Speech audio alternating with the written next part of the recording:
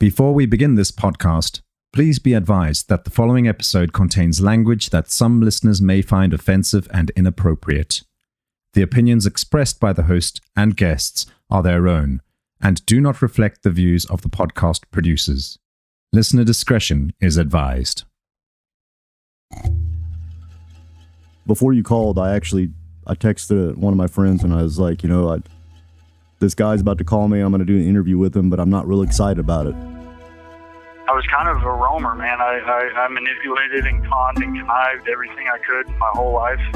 He would lean his head against me. It was almost like a weird Eskimo kiss. He would just touch foreheads with me for a minute, and then I would laugh, and he would laugh. The first thing that I ran out of was the cigarettes, and then the dog food, and then the food in the house. If I just got high, or if I avoided addressing the real issue at all, then it doesn't exist. You are now listening to the podcast Voices of a Killer. I'm bringing you the stories from the perspective of the people that have taken the life of another human and their current situation thereafter in prison. You will see that although these are the folks that we have been programmed to hate, they all have something in common. They are all humans like us that admit that they made a mistake.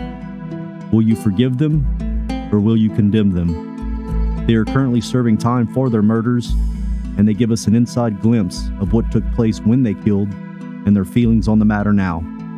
Here are the voices of those who have killed.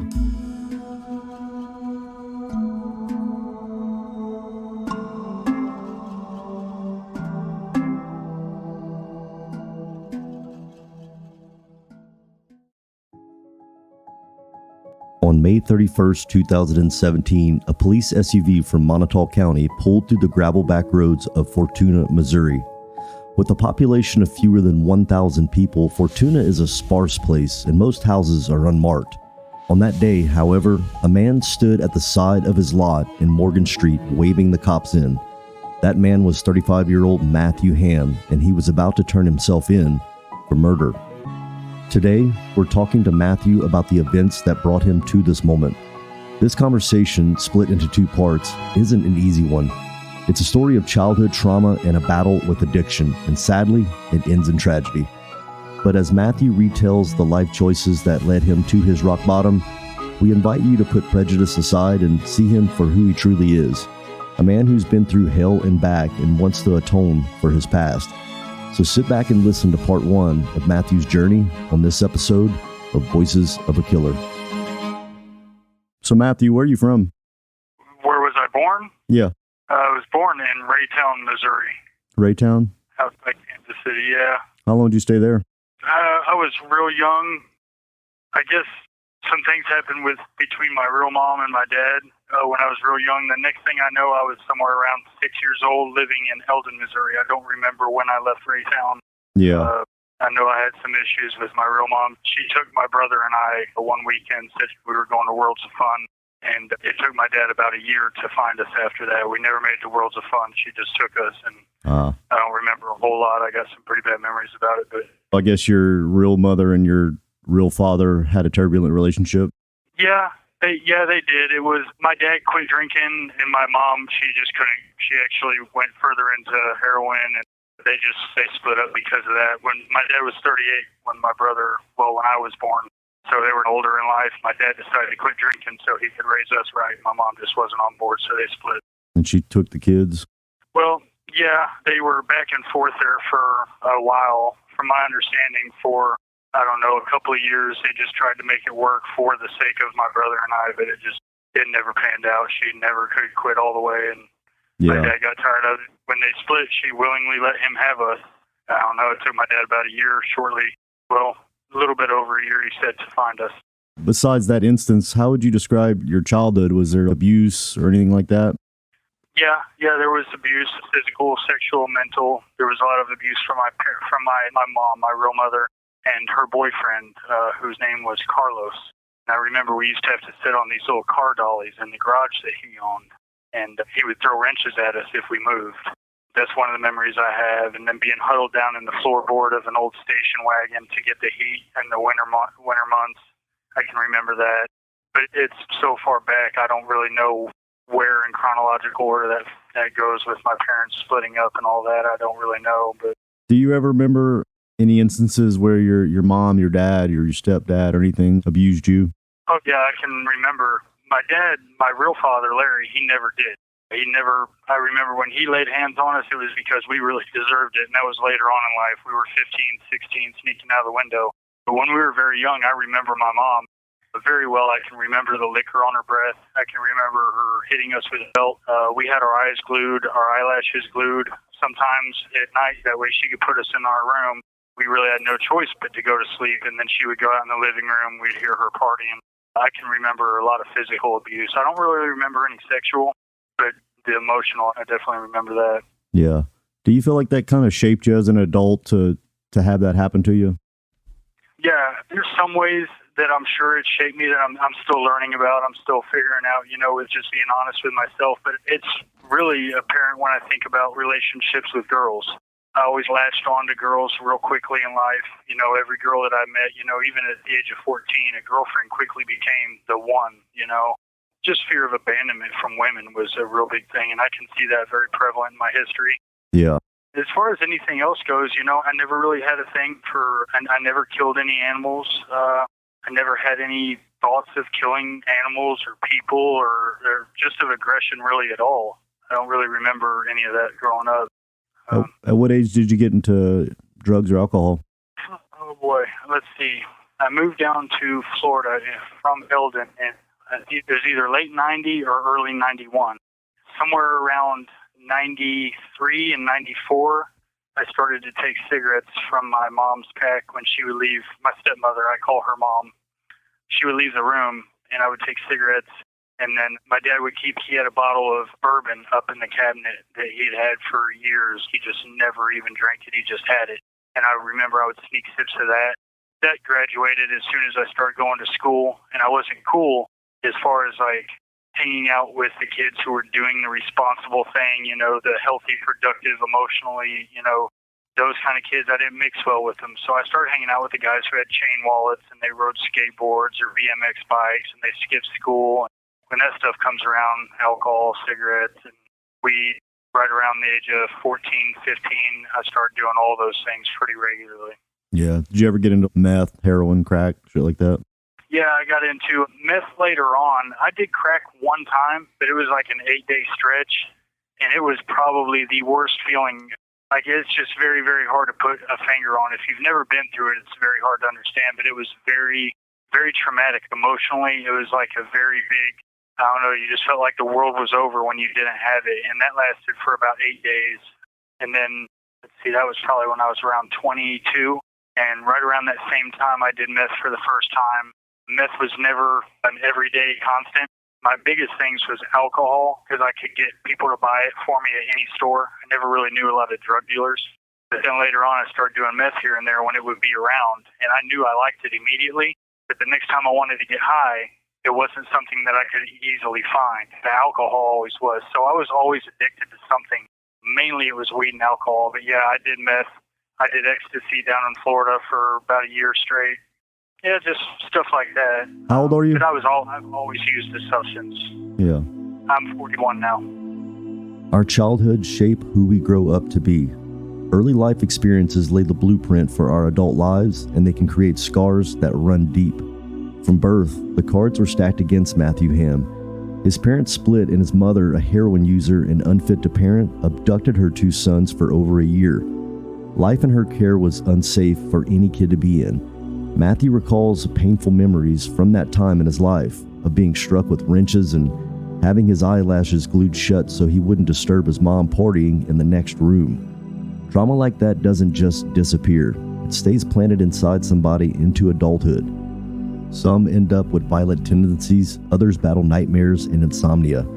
Matthew's vice was substance abuse. As a teen, Matthew got swept up to a world of drugs and alcohol. Caught up in the wrong crowd in school, using became a regular habit.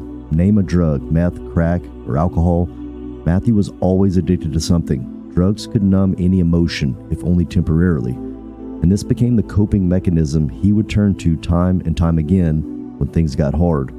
Now, I've talked to countless guys from prison. Most of them are easy to empathize with. They're ordinary people who made a bad mistake, and many of them are owning up to it. But if I'm being honest, this was the interview I was dreading the most. That's because Matthew Hamm isn't serving any murder charge. He's in prison because he killed his 11-month-old son. So Matthew, I got to be honest with you, man. Before you called, I texted one of my friends and I was like, this guy's about to call me. I'm going to do an interview with him, but I'm not really excited about it. And the reason I'm not really excited about it is because it's a crime that we all cringe with whenever a child dies. You know what I mean? So, and then I thought about it a little bit more, and it's, you deserve a voice as well, just as anybody else. I think that a lot of people make mistakes. Even really good people make bad mistakes. And that one's a really bad one, killing a child. But I have this feeling that your intention wasn't death. What you did was abuse, and it resulted in death. So I am going to obviously interview you, and I am going to let you tell your side.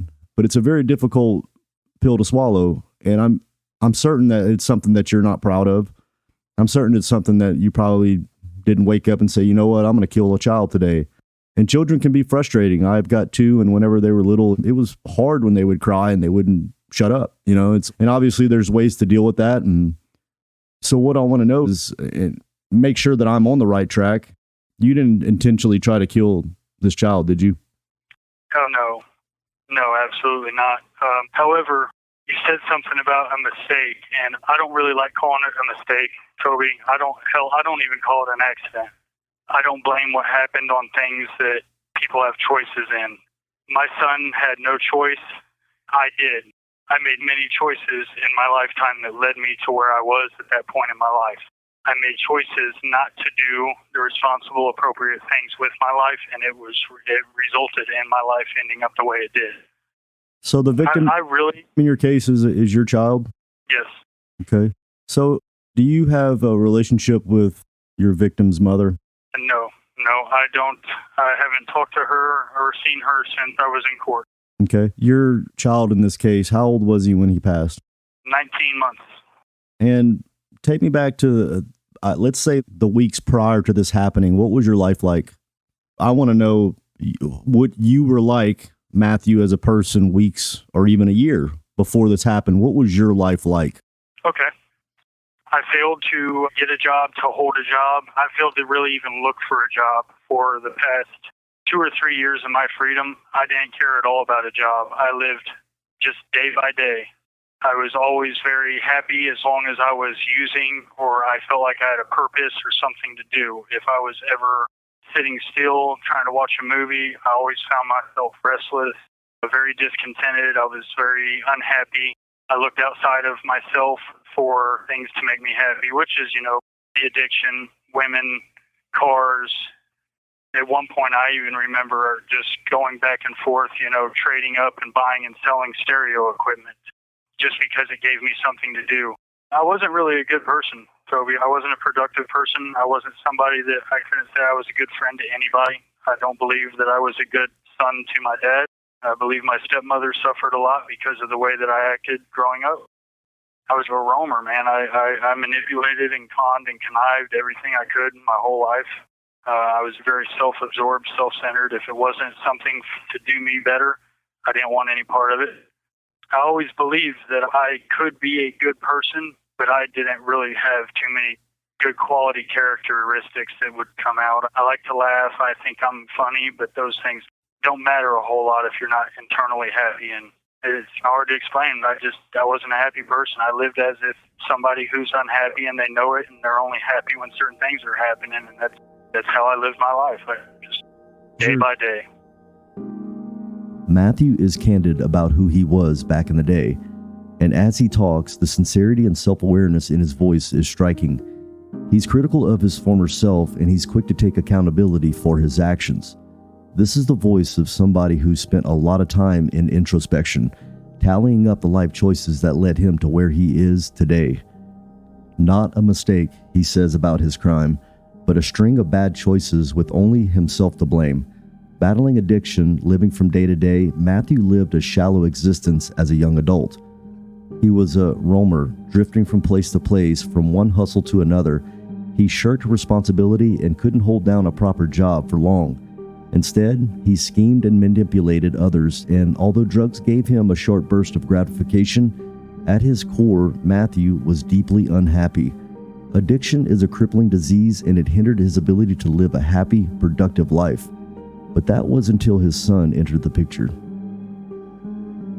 What was your son's name? Orion. Whenever he was born, what was that like? Was that an exciting event? Yeah, it was. Was that your first child? No, I have quite a few other children, really, but I was never really involved in their life. Are you now? I found out. Am I now? No. The ones that do know that I'm in here probably wouldn't want to contact me for obvious reasons. And the ones who don't know about me in here, they may not know about me at all. I know I have a daughter in Oklahoma that had been trying to reach out to me 10 or 12 years ago. And I shined that on for about a month with promises of wanting to be in her life and do good. And that quickly went down the tubes. I've had kids with a girl named Leslie in Scioto, Illinois, when I went up there to be of help to my stepsister, Katrina, who was a preacher's wife. And all I did is really drug them through the mud, and I got one of their congregation members, their daughter, I got her pregnant sneaking out of their house. And I found out years later that I had a son with her. But I've never really made good on any attempts to be a part of their life and be productive.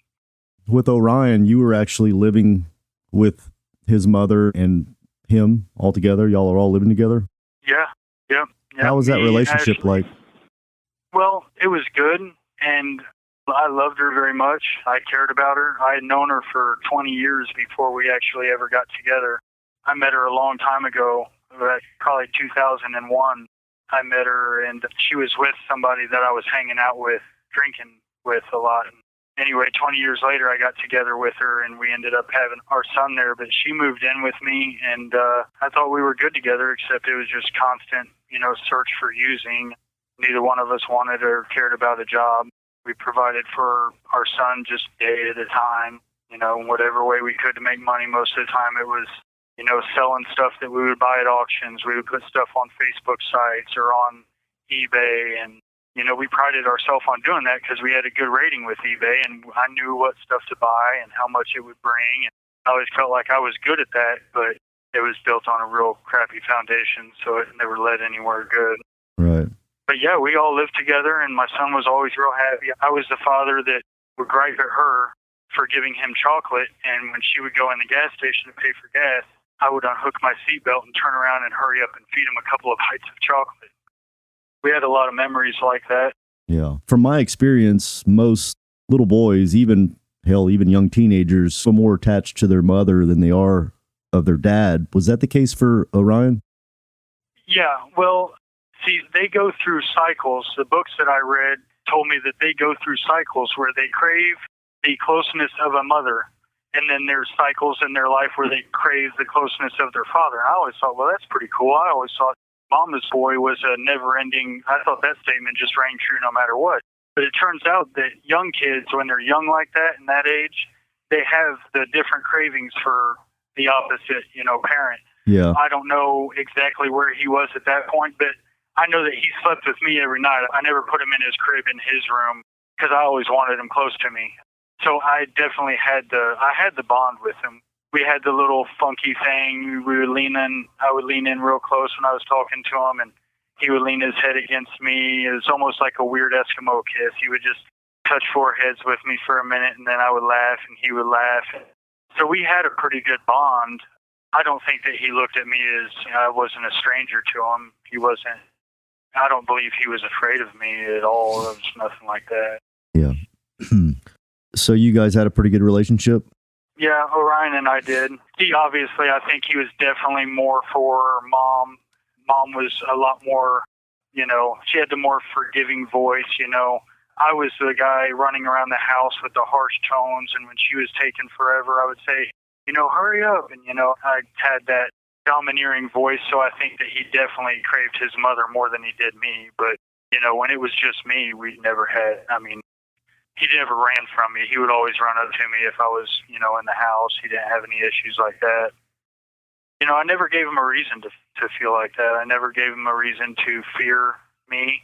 Yeah. Besides my boys. Sure. Had you ever had to reprimand him physically or a spanking? No, I don't really think you spank a 19-month-old child. There were times where you have to, you have to be, for their own safety, you have to move them.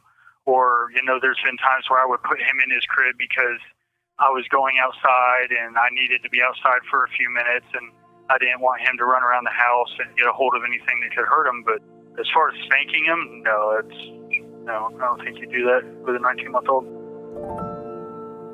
Matthew's the first to admit that he's made a lot of mistakes in his life. He fathered a few children before Orion, but whether because of fear of responsibility or custody claims, he failed to be involved in any of their lives. But when Orion came into his life, things would be different. He saw a chance at having a happy family of his own, where he could finally do good and be a loving, active father. Life was far from perfect. He and Ashley, Orion's mom, had no fixed income and both battled different kinds of addictions. But they were happy. It was the small things that brought them joy. An Eskimo's kiss before bed, sneaking chocolate to Orion in the back seat of the gas station. The bond between father and son was strong, and Orion had no reason to fear his dad. The thought of Matthew laying a finger on Orion seemed impossible. So how did Matthew end up here? We'll answer that question after the break.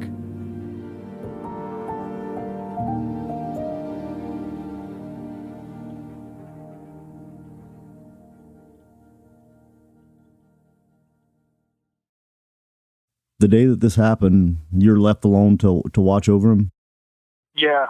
Well, so what had happened is April 26th, Ashley went to court down in Morgan County, and she had taken some stuff to make sure that her system produced a clean urine sample because she was out on bond. Yeah. But about a week prior to this, she got caught stealing a pair of brand new boots out of a Western wear store down in Versailles, Missouri. Yeah. And so when the cops came out to the house and they just told her, hey, look, we're not going to give you a big hard time about this, but the owner wants the property back. So she gave it to the officers and they left. They never did anything more with it. But when she went to court, about a week later, they kept her because the officer that came to get the stuff said that there was a report made of her stealing and they felt like they believed rather that she was a threat to the community. So they revoked her bond and kept her bond. And then I was there at the house when her mom swung by and said, hey, I got a call from Ashley. This is what happened. But then she took Ashley's car. So I didn't have a car. I didn't have any way to go hustle money. I didn't have a way to do what I normally do, which was, pretty much just con and connive, hustle, whatever. So I would do jobs down at the lake. I would do working out. I'd power wash somebody's house for $100 for 5 hours worth of work. But most of the time it was all ill-gotten. Yeah. So basically now the mother of Orion is locked up. You have no vehicle and you're left with the child, just you and him in the house for you to take care of him. Yes, it was me, Orion, our dog, Raiden, and it was just us. As you can imagine, I was alienated from neighbors. I didn't really have anything to do with them. I didn't belong to a normal class of people. I was, I didn't have relationships with neighbors, so I didn't have anybody I could really ask for anything. Yeah. Well, and most people aren't going to offer help to a dude. That all goes to the women. Yeah. So, Matthew, you're basically caught in a spot where you're taking care of a young child and lacking the car, lacking the resources to really take care of them. So after your mother-in-law left, what was your plan of action for just that night alone? Did you just kind of resolve yourself to, hey, mom's going to be in jail? Did you hang out at the house that night, or did you try to, what was your plan just that night? Oh, okay. Well, just that night, I really wasn't too worried about anything. I figured Morgan County, the waiting list for her to go back to court and get a bond reinstated, she wasn't there for anything where she would be sentenced to jail for months or years. So I figured when she went to see a judge again, that they would probably say, okay, so we believe that, this amount of time you've been in jail suffices to teach you a lesson to stop stealing shit. Yeah. At least that's what I thought. That night, I really didn't have an issue. I had a fridge full of food. I had dog food. Yeah. The only thing I didn't have was money in my pocket in the car. Yeah. What happened, Toby, is I ended up being without Ashley for quite a bit longer than I ever planned for, and I started to run out of all that stuff, too. And how long was it between the time that she got locked up to the crime? Let's see, it was... Roughly. Weeks? Days? Yeah. No. No, it was 4 weeks-ish. Okay. Around a month that you were just dad and Orion, what was the first 2 weeks like? Was it starting to get pretty stressful? What was that like? Yeah, well, so the first thing that I ran out of was the cigarettes, and then the dog food, and then the food in the house. Did you ever try to call the mother-in-law that took the car? Yeah, I tried. Yeah, as a matter of fact, yeah, I did. Her name is Tina, and I tried to call her from it's the guy that I used to get dope from there where I lived. I went down to his place, and actually this was about a week and a half, 2 weeks after Ashley had been arrested. I'm like, man, I got to go out and get a job. I got to figure something out. I don't know how much longer she's going to be gone. I went down there, and she didn't answer the phone. I went down there the next day. She answered the phone, but she told me that she had doctor's appointments and to call her back again. And I called her back again, and she said, I just don't know that I've got a whole lot of stuff going on. And so she gave me the reason that she couldn't. And so I just quit calling her out of anger towards her. I just quit calling her, asking her. I told myself she needs me to beg for her help because we never really got along. Of course we wouldn't. I wasn't a very good person, But she needed me to beg her, I told myself, so I wasn't going to do it. So my pride just said, screw it, I'll do it without you. And I just quit calling her. She later said that she tried to come by the house a couple of times, but I never. If she did, I was unaware of her presence. This is her grandson, right? Yeah. And she didn't want to come check on him? Well, she came, at one point, and that was about most 5 days after. Yeah, most grandmothers would be like, hovering, like every other day or less than that, maybe just to, you know what I mean? They're grandmothers. They're supposed to be, and she didn't do that? Yeah. Well, so she took me to a court date I had in Cole County about 4 or 5 days after Ashley got arrested. So she came and took me to a court date there in Cole County. Okay. And she asked, hey, how's he doing and this? And of course, again, my pride's there. I'm like, oh, we're fine, and she didn't offer me any money or anything. I didn't ask. I just let her know I was doing good. We're okay. But this was still fairly early into Ashley's being gone, so I didn't really need her like that. But here's the thing, Toby. I don't want to get into blaming other people, but Ashley's mother, Tina, she's really got a lot of emotional, mental history. She didn't work. She's married to a guy who was pretty well off, so she never had to do anything. She sat around and drank vodka a lot, and she didn't really have anything else going on in her life. Well, she had a grandson going on in her life. Well, yes, she did. She did. But she didn't really... See, I don't want to blame her, but she didn't really have the loving grandmother facade that you would expect from at least somebody who wanted, Well, yeah, that's what I'm hearing. Yeah, sure. Yeah, no, I'm not trying to say she's the reason your boy died, but goddamn, you think most grandmothers, usually, they're going to take care of some shit. They're going to be making sure that, hey, do I need to take him to give you some time away from the kid? Because, being a parent is hard with a young child like that. But I understand what you're saying. It's not her fault, but I'm just trying to make a point. In April 2017, Ashley's mother pulled up at Matthew's Fortuna home. She brought some unwelcome news. What had meant to be a quick court trip to Morgan County for Ashley had turned more serious. She was being kept in jail for shoplifting longer than they had expected. Ashley's mom took the car, and as days turned to weeks, Matthew was left in a predicament. He's now a single dad with no car and no source of income.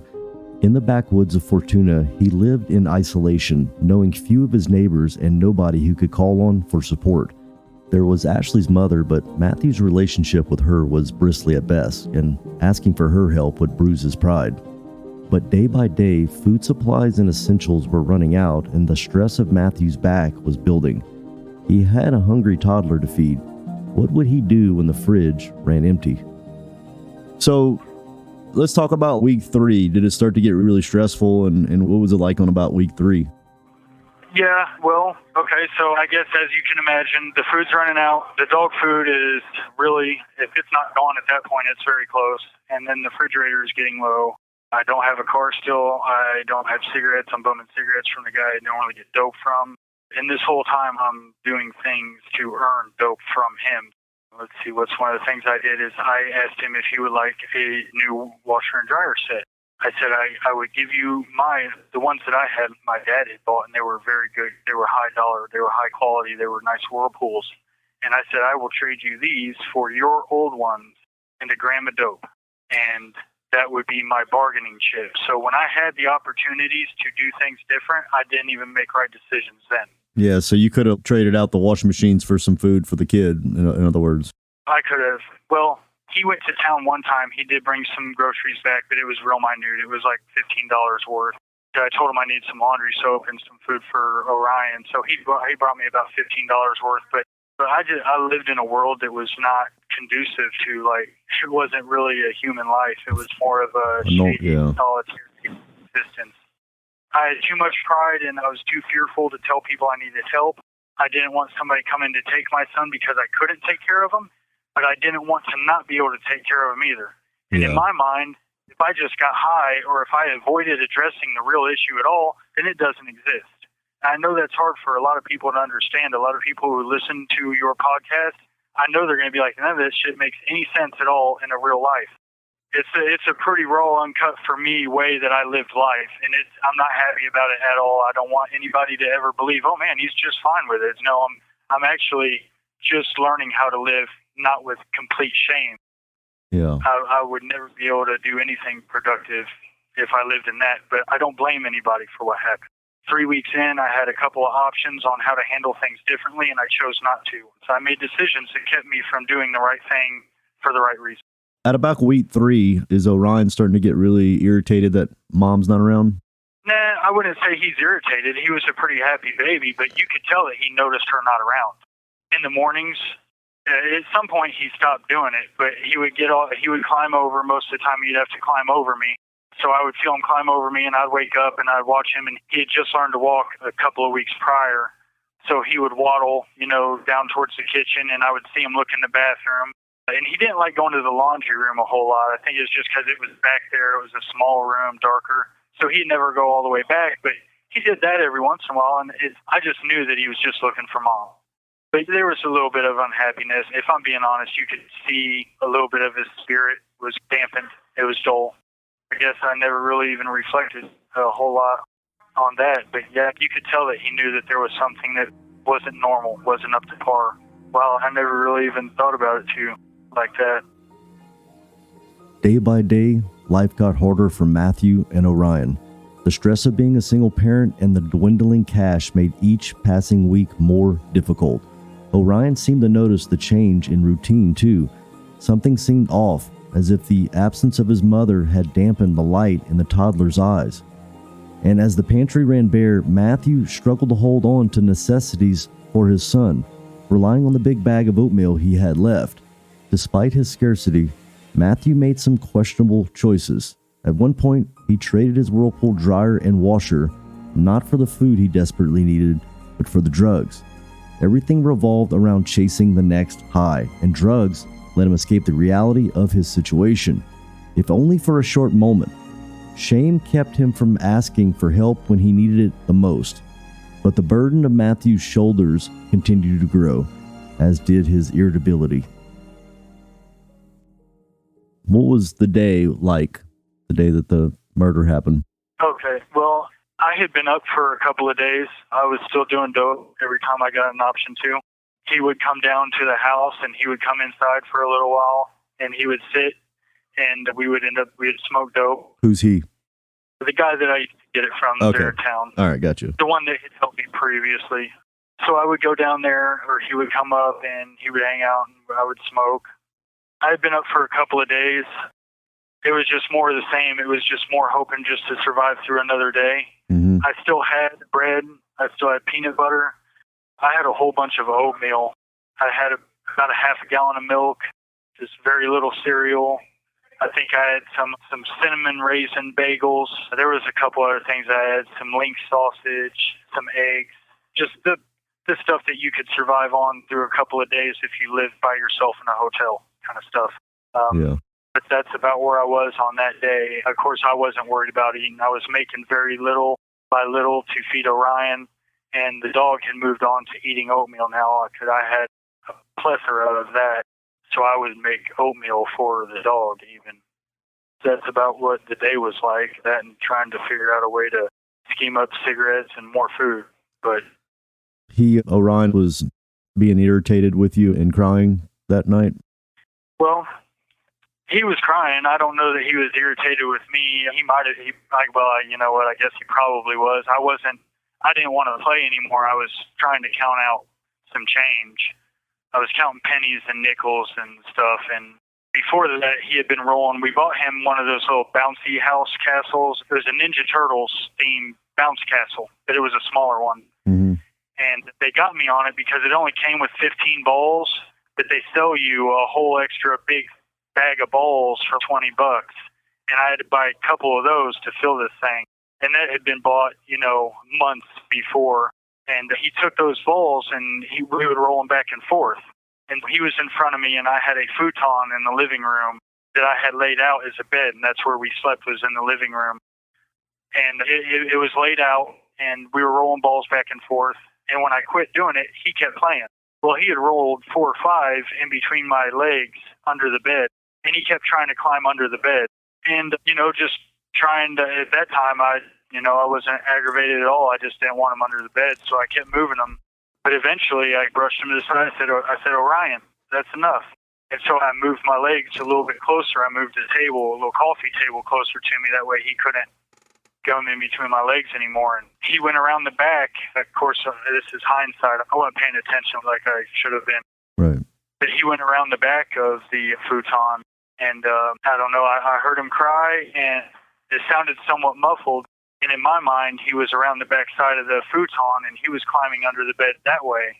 And we had an old glass. It was a 3-pane glass kitchen table that my parents left when my dad died and my mom went to Waterloo, Iowa with her daughter. It was under there. It was wrapped in sheets. But my first thought is, great, he's under there. He's hurt himself on that glass. And I had change in my right hand, and I was thumbing it out into my left palm, and I was counting it out and setting it in stacks of 10. And I picked up my glass of pink lemonade. It was one of those old Campbell's cups. Those glass mugs are like a bowl, except they got a little loop on it for a cup. They're this big doinky thing. And it was in my hand, and when I heard him crying, I just stood up, and I just, out of a fit of anger, I just turned and I threw it. And it hit him.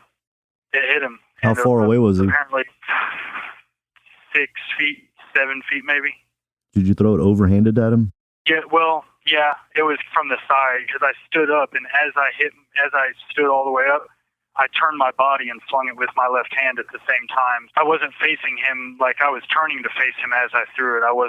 He was behind me. I didn't know where. I threw the cup without any thought that it would ever hit him. I just threw it. And I guess it's safe to say that when I threw it in the moment, you'd have to assume that somebody doesn't care that somebody's back there. I didn't have any forethought to the fact it could hurt him at all. I flung it, man, and it hit him, and he immediately stopped crying.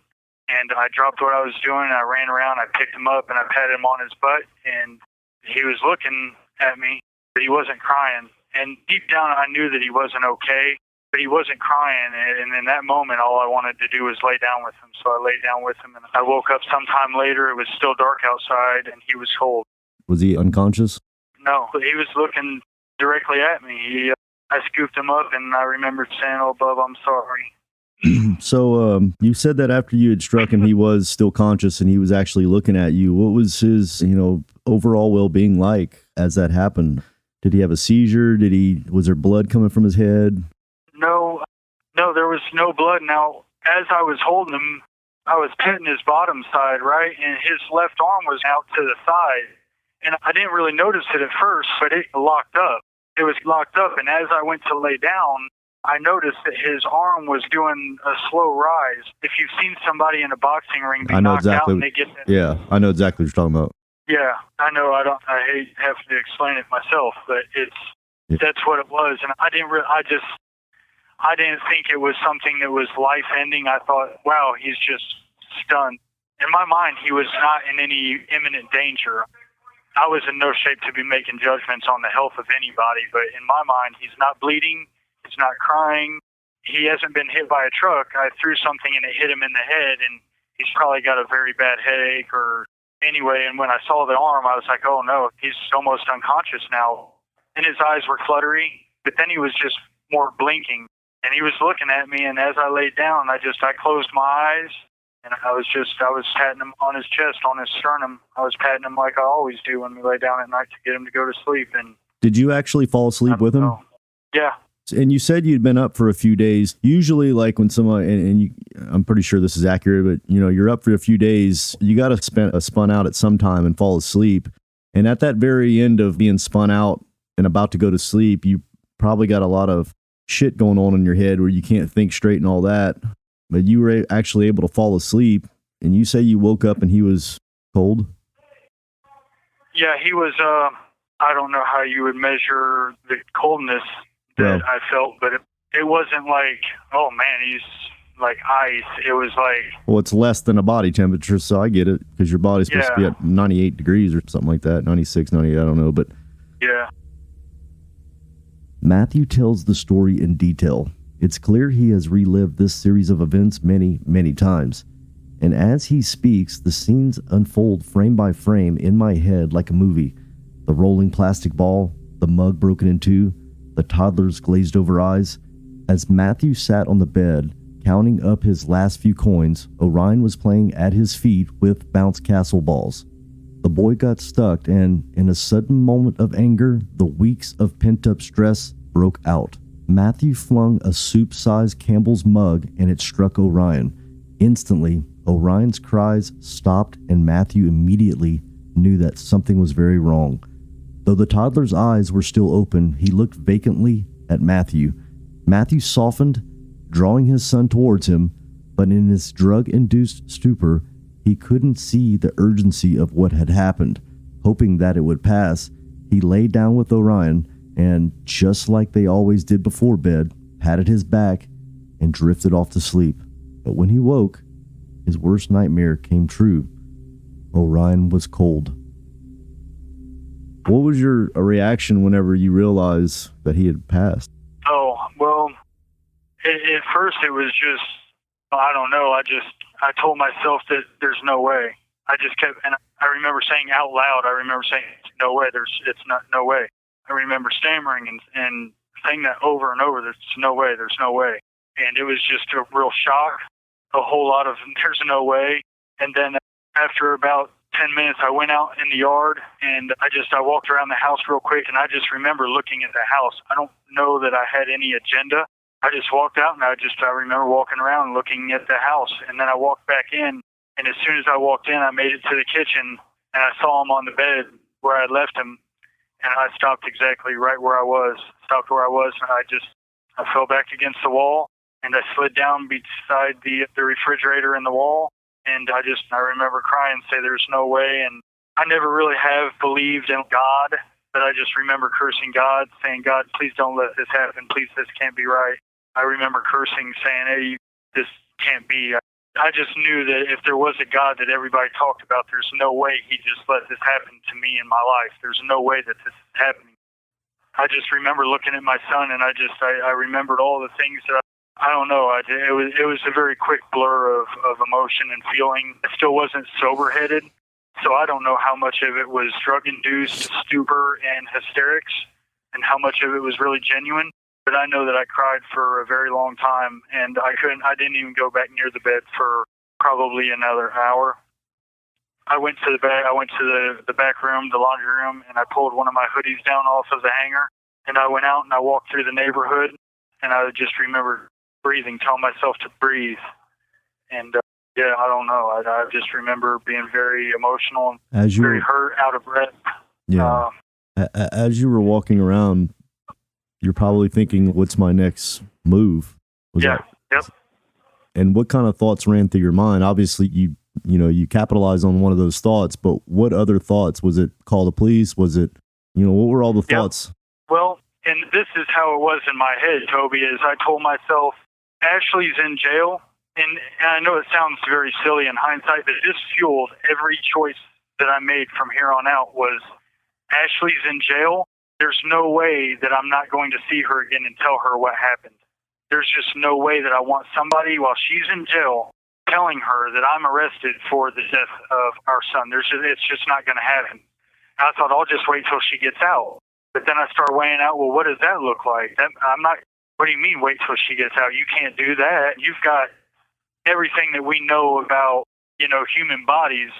We know that we can't just preserve one just wrapped up in blanket or anything and just put it and in the bedroom for a rainy day, that was never an option. I thought there's no way I'm going to bury him.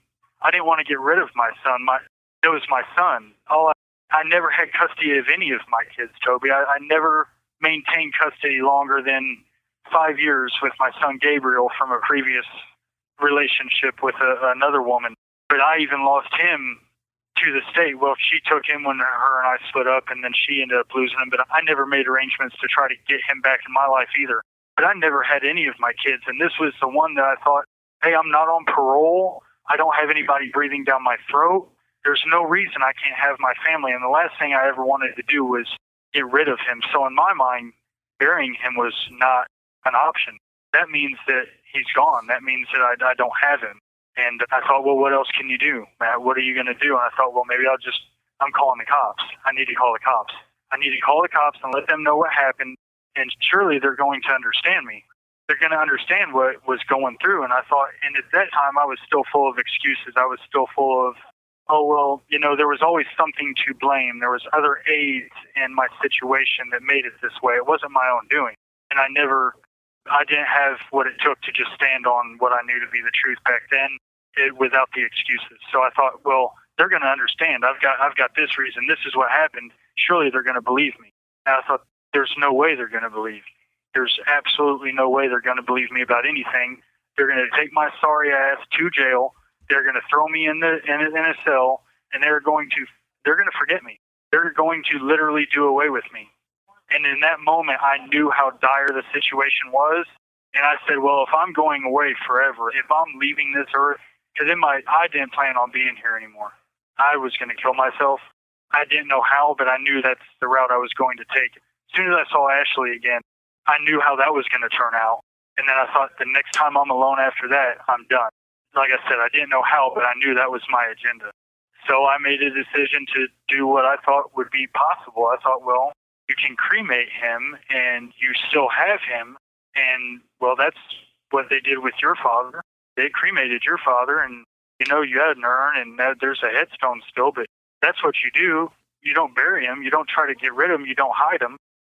Again, I know what it sounds like even as I say it. For somebody else's ears to hear it, I know it just sounds completely absurd, but that's what my head was telling me. It was telling me I'm never going to get rid of him. I want to keep him. Was that not also part of hiding what happened, though? Well, see, and that's the part I didn't really, and that part of me never registered. It never registered that what I'm doing, it looks like I'm hiding everything that happened. I was one track. I was very selfish in the way I lived, Toby. I didn't have any thought as to the care that I had for Ashley being able to hear it from me was even born in a selfish attitude. It was because that's the way I wanted it. It wasn't out of concern for her. I told myself it was, but it wasn't. I was a selfish piece of shit. That's how I lived my life. And of all the good stuff that I could put out there, that was really the root of it was I lived for me. I wanted me to be happy, instant gratification, whatever it was. Orion, a light in Matthew's life, was gone, and Matthew felt his life crumbling around him. Orion had been his chance at having his own happy family. Now all that was snatched away. Confronting the reality of the loss was too painful, and Matthew, not ready to give his son up yet, kept repeating, "There's no way. There's no way." Pulling on a hoodie, Matthew walked through the neighborhood and weighed up the options ahead of him. He could turn himself into the police. Surely, if he told them the truth, they'd understand that it was an accident. But he knew better than that. They'd surely misinterpret him, play him as a villain, and throw him in jail. The more he thought about it, the more he convinced himself of one thing. Ashley needed to hear what happened directly from him. Before he could do that, he needed to find a way to preserve his son's body.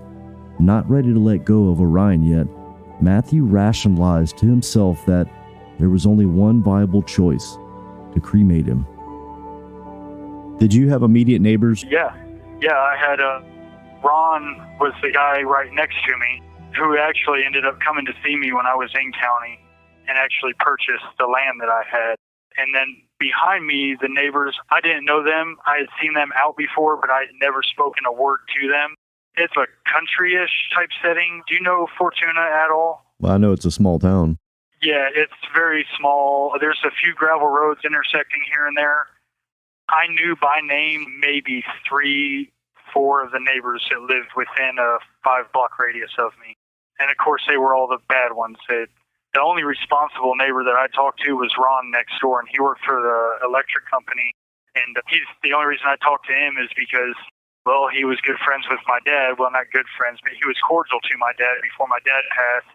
And after he passed, he came over wanting to know if there was anything he could do to help. I maintained a half-assed relationship with him, just as far as it would go. If I ever needed to get a ride, maybe he could help, but we didn't have anything in common. He was a working class man, and I was not.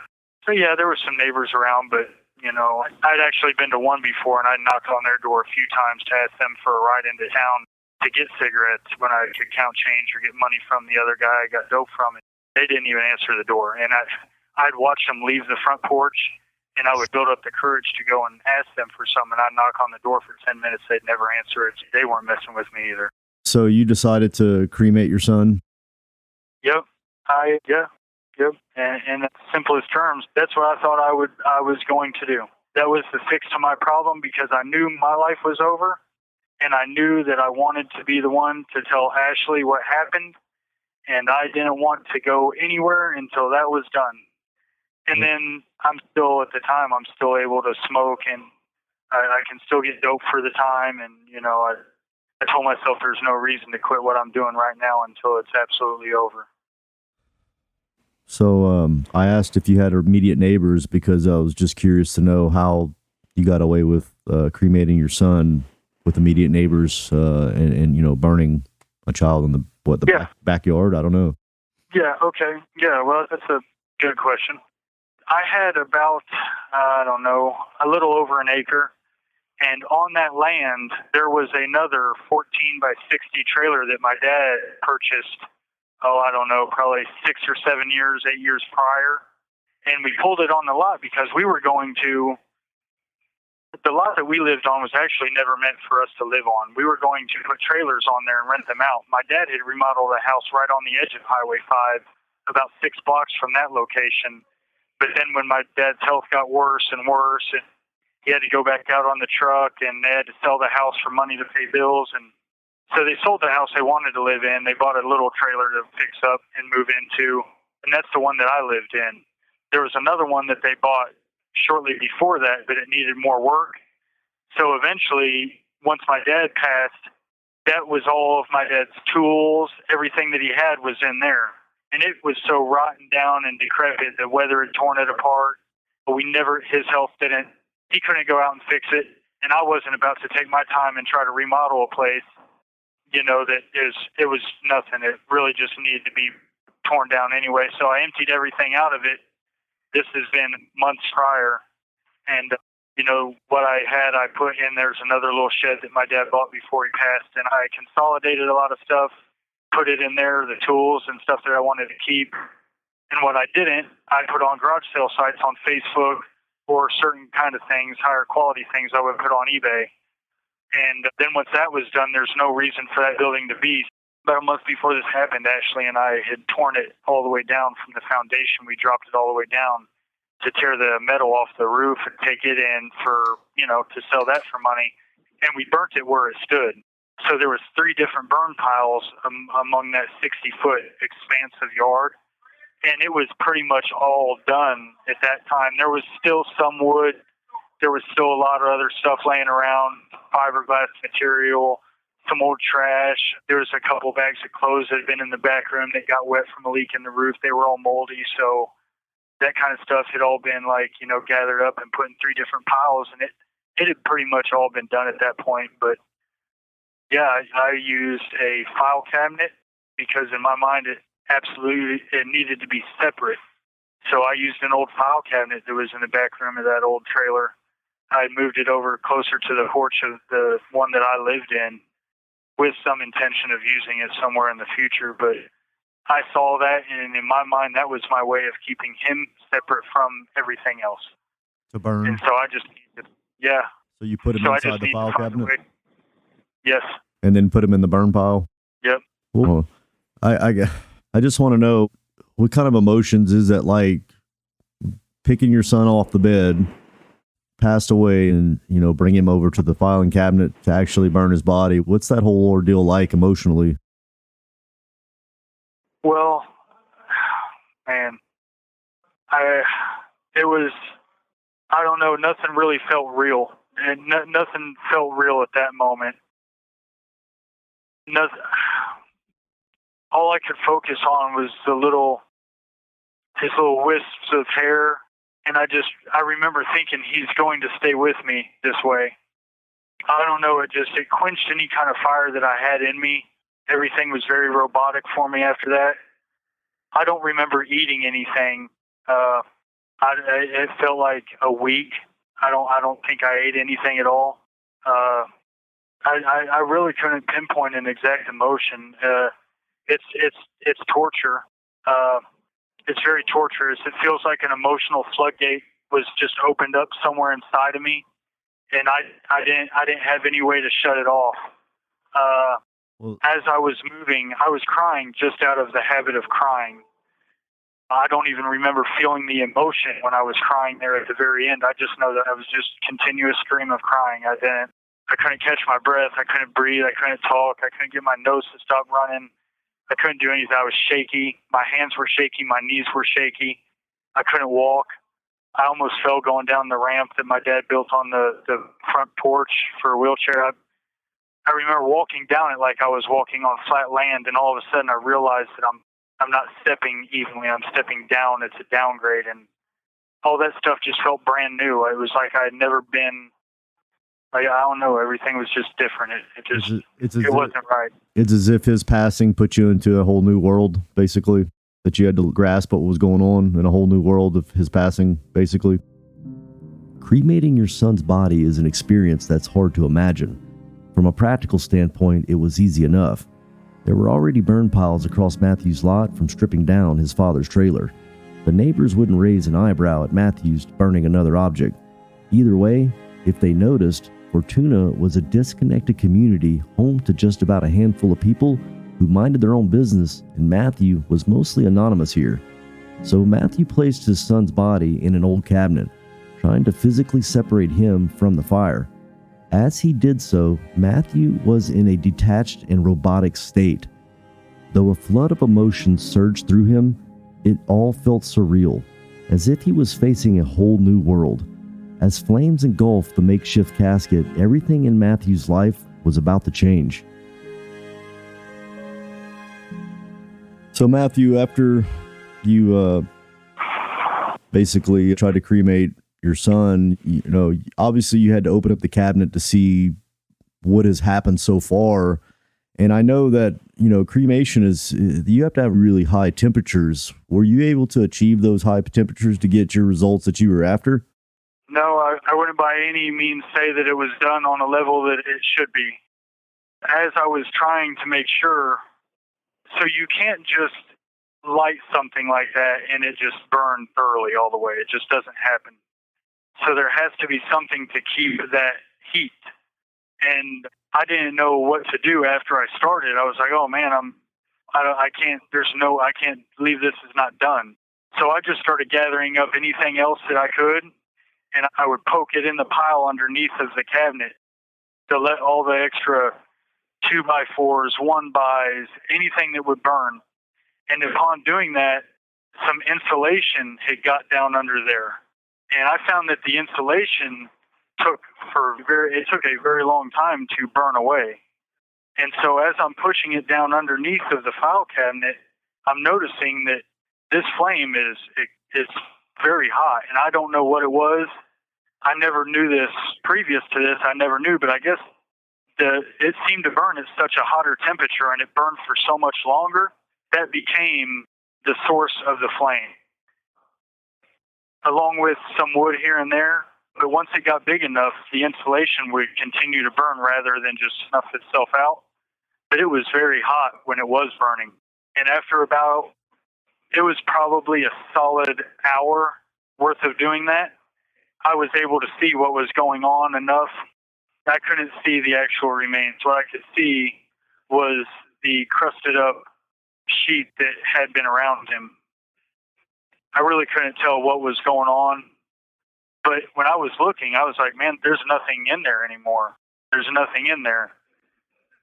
So because it was dark and it was nearing daylight, I decided that I was just going to leave it. I said, I'm just going to leave it like this for now, and I'm going to let it finish doing its thing. I'm going to let this flame die out. And when that thing is no longer too hot for me to handle, I'll come out and deal with the rest of it. And I don't remember there was a little bit of nervousness, but I knew that Ron next door, I knew that he was at work because he had his Ameren UE truck always backed up by his driveway, and it was gone. I knew he was gone, and his wife never came out of the house. And as far as I knew, all the other neighbors that were around were either at work or the last thing they were going to do is pay too much attention to me. So later on in the morning, I don't know, it was about 10:30, 11-ish, I went out there and I was able to grab a hold of it, and I had a blue tarp that I planned on catching everything. And so what I did is I just rolled the thing over onto the tarp, and I reached up, I grabbed by the bottom of the drawer, and I just pulled it out and jiggled it a little bit. And everything that I thought was going to be there was there. There was a lot of ash. It was there in pretty much completion. There were some parts that obviously it wasn't ash, but, you know, you can't go back and try it again when you're at that point. So what did you do I decided with the remains? I double bagged a couple grocery bags together. I put them together and I put them in an old cigar box that I had, an old wooden cigar box. It was a cube-looking cigar box. It was one that I bought from an auction, and I put them in there, and then I put it down inside of a metal bean pot, and I put it in a cabinet underneath of the sink, and that actually became my spot. So was all of them able to fit in the cigar box? Yeah. Yep. I was honestly surprised myself, but I didn't know how much I had really retained. I just told myself that was him. So everything that I had, I knew what I had was him. I didn't know that I had every bit of it because I don't really know if that's possible, but I knew what I had was him.